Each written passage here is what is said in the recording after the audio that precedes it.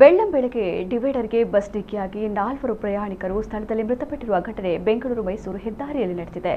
ಕೇರಳ ಮೂಲದ 22 ವರ್ಷದ ಮೊಹಮ್ಮದ್ ಫರಾನ್, 45 ವರ್ಷದ ರಫೀಸ್ ಹಾಗೂ ಬೆಂಗಳೂರು ಮೂಲದ 45 ವರ್ಷದ ರಶೀದ್, 27 ವರ್ಷದ ಸಕೀರ್ ಮೃತಪಟ್ಟವರು. ಕೇರಳ ಮೂಲದ ಟ್ರಾವೆಲ್ಸ್ ಕಂಪನಿಗೆ ಸೇರಿದ ಬಸ್ ಕೇರಳದಿಂದ ಬೆಂಗಳೂರು ಕಡೆಗೆ ತೆರಳುತ್ತಾ ಇತ್ತು.